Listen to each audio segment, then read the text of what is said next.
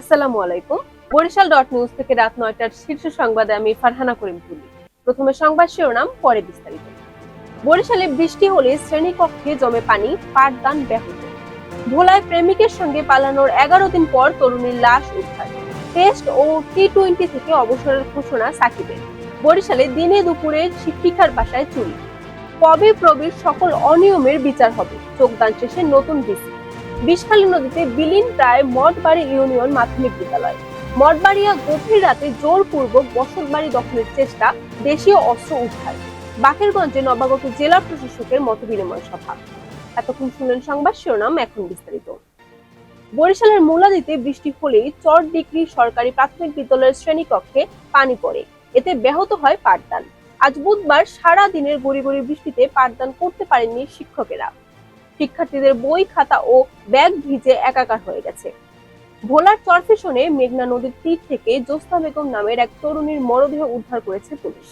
বুধবার সকালে উপজেলার আসলামপুর ইউনিয়নের বেতুয়া লঞ্চঘাট এলাকার বেতুয়া প্রশান্তি পার্ক সংলগ্ন মেঘনা নদীর তীরে ব্লকের উপর থেকে মরদেহটি উদ্ধার করা হয়। টেস্ট ও টি-20 ক্রিকেট থেকে অবসরের ঘোষণা দিয়েছেন সাকিব আল হাসান। ভারতের বিপক্ষে কানপুরের টেস্টে মাঠে নামার আগের দিন সংবাদ সম্মেলনে এই ঘোষণা দিয়েছেন সাকিব। আগামী ২১শে অক্টোবর শুরু হতে যাওয়া দক্ষিণ আফ্রিকার বিপক্ষে ঘরের মাঠে টেস্ট সিরিজ খেলে সাদা পোশাক তুলে রাখবেন সাকিব।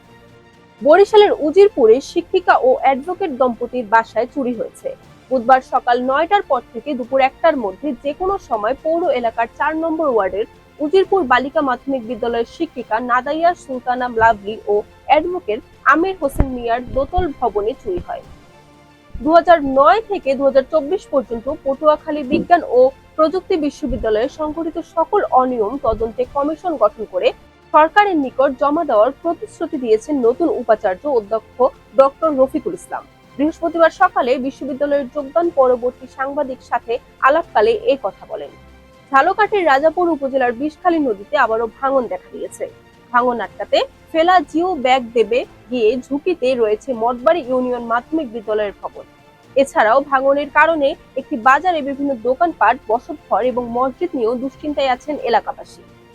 পিরোজপুরের মঠবাড়িয়ায় গভীর রাতে জোরপূর্বক দোকানঘর ও বসতবাড়ি দখলের চেষ্টায় অভিযোগ পাওয়া গেছে। ঘটনার পরের দিন সকালে সেনাবাহিনী ও পুলিশের হস্তক্ষেপে উদ্ধার হয় ওই বাড়িটি। ২৬শে সেপ্টেম্বর বৃহস্পতিবার দুপুরে মঠবাড়িয়া সাংবাদিক ইউনিয়ন কার্যালয়ের সংবাদ সম্মেলনে ভুক্তভোগী পরিবার এই অভিযোগ করেন। বরিশালের বাকেরগঞ্জে নবাগত জেলা প্রশাসক মোহাম্মদ দেলোয়ার হোসেনের মতবিনিময় সভা অনুষ্ঠিত হয়েছে। বৃহস্পতিবার সকাল 10:30টায় উপজেলা পরিষদ সভাকক্ষে এই মতবিনিময় সভা অনুষ্ঠিত হয়েছে। Barishal dot news.